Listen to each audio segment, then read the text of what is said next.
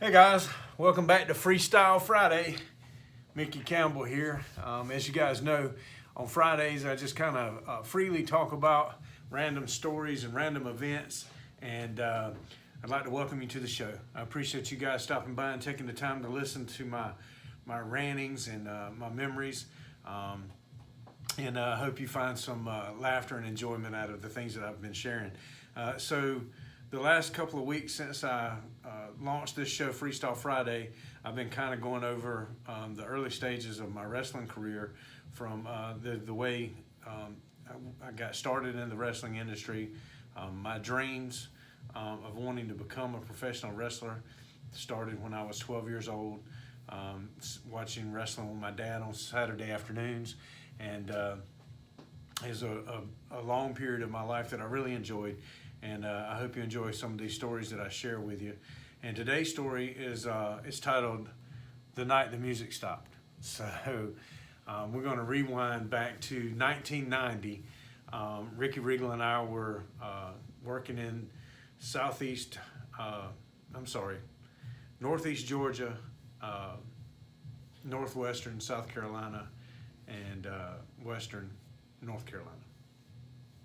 So the upstate of South Carolina, kind of the triangle: Georgia, upstate South Carolina, Western North Carolina. And we were pretty much booked every weekend with some organization. And there was this one particular weekend we were booked in Franklin, North Carolina.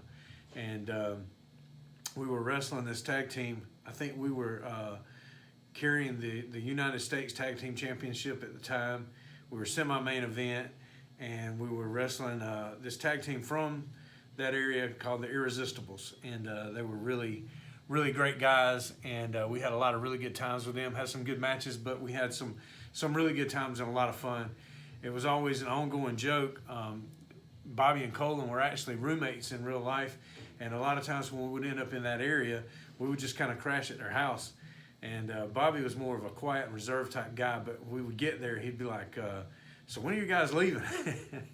It was never, how long are you staying? He wanted to know when we were leaving, because he was ready for us to get out of his house. We were a little rowdy and rambunctious at the time, and they were a couple of years older than us, a little bit more settled, but we were 19, 20 years old, and living our dream. I mean, we wanted to be professional wrestlers for the most of our life, and part of wanting to do that was living that lifestyle as a young guy, traveling around and enjoying life and having fun. So we were all about that anytime we could. Well, this particular match was at a high school, and if I remember right, and the crowd was sitting up in like bleacher style seating. The ring was like in the middle of the gymnasium floor, and for us being the bad guys, one of the ways that we interacted with the crowd and kind of met people, and would be for the match to kind of spill out into the crowd at some point, and I would like 10 stage fall down in front of a particular section's feet, or sometimes even in their lap, whatever the case may be. Well, this particular night there was a group of people sitting in a section, and I wanted to work my way over to them, so we ended up over there, and I fell, and they were saying, "Go to homers, go to homers, go to homers," and I didn't know what that meant. So we finished our match up, and we're in the back, and I started asking some of the people that were from that area, what are they talking about? People were saying, "Go to homers."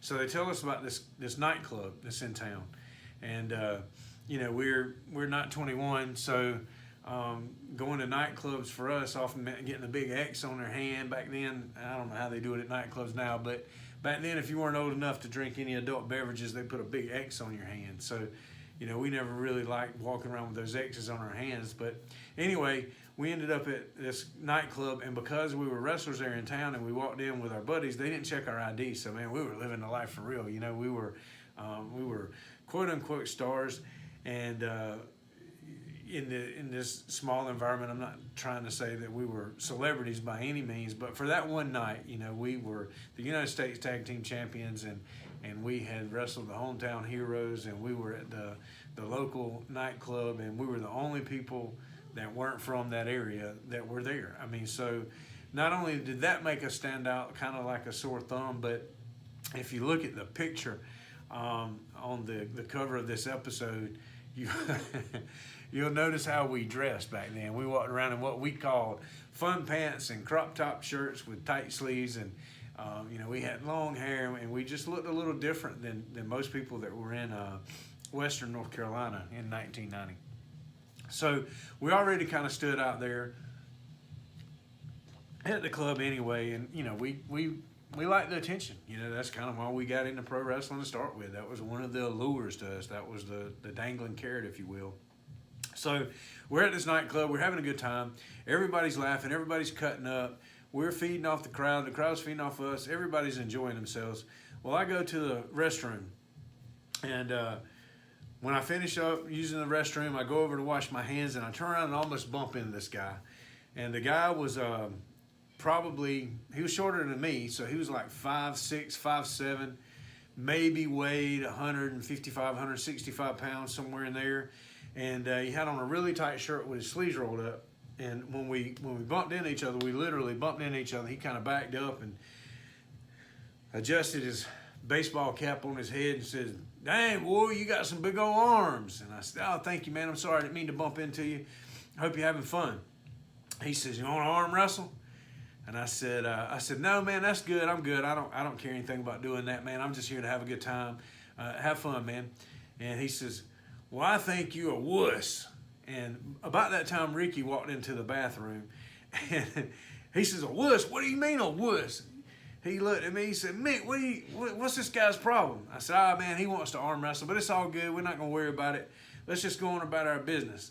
And the guy says, "I bet you $5 I can take you down." And Ricky turned around and said, "Man, there's no way you can beat him in arm wrestling." I mean, I was a pretty strong guy. Even at that age, I was a pretty strong guy. And I outweighed this guy by probably 65, 70 pounds maybe. And, he was obviously, he was a little bit intoxicated and probably shouldn't have even been there. But anyway, he says, "Oh, well, I think you chicken." So I was like, "Man, I'm not a chicken. Listen, I'll buy you a beer. I don't care anything about arm wrestling with you." Well, about this time, Ricky spins around and says, "Well, I'll bet you $5. I know you can't beat him. Come on, Mick, take this guy down and show him what we're here for." So I go out, and we go out, and we're sitting at the table. I don't want to do this at all, right? So we start arm wrestling, and the guy is like straining with everything he's got. I mean, and I'm not moving. So now I'm getting a little bit cocky because this guy's kind of still talking more trash while this is going on. And I looked around at our friends, and I grabbed a cold, refreshing beverage, and I had this guy in the wrist lock, right? So I turned my drink up. I looked at the table, and I said, "Y'all about ready?" And everybody said, "Yeah." So I start taking this guy's arm down, right? And we're going down to the table.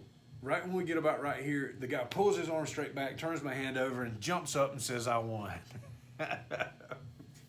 Pay me. Ricky jumps up. He's like, "There's no way, man. You cheated. You wasn't even close to that thing. You can't do that. That's not arm wrestling. I'm not paying you $5. And, I'm like, "Man, you crazy. Come on, let's sit back down and do it again," whatever. The guy's like, No, I won. Well, Ricky's starting to get louder and louder. And the next thing I know, the entire male portion of this club just about has surrounded us. And everybody is simultaneously saying, "Pay the man." Y'all, the DJ stopped the music and over the intercom said, "Pay up and get out." It was like a scene from a Bad Bouncer movie on the side of the road somewhere in Bum Station Nowhere. The whole place just stopped. And everybody that's with us can't believe what's going on. And Ricky's like, "I'm not paying him nothing." I was like, "Hey, man, just give that guy $5 and let's get out of here. Let him turn the music back on and let's go on about our business." So the moral of the story is, when the music stops, don't let the mics drop. Do what you got to do. Hey, y'all have fun. Have a great weekend. Thank you for tuning in again. And please, if you haven't already, subscribe to my channel. On Fridays, I put out Freestyle Friday, which will always be some type of entertainment story, making fun of myself, or maybe talking about current events of the day, or whatever. It'll be freestyle.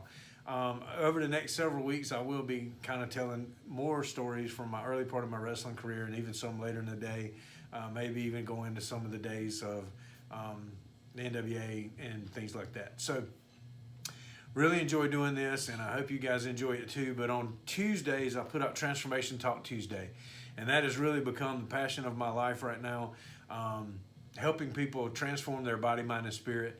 So I put out a lot of content on Tuesdays that's free content that will help people overcome some of the more mental obstacles that get in the way of that transformation. So if you know anybody that could benefit from that, please feel free to please share it with them. Help me spread the word about this, and help me with my purpose of helping everybody that's looking for change and a better life to be able to receive just that. God bless you guys. Thank you all so much again. Have a great day.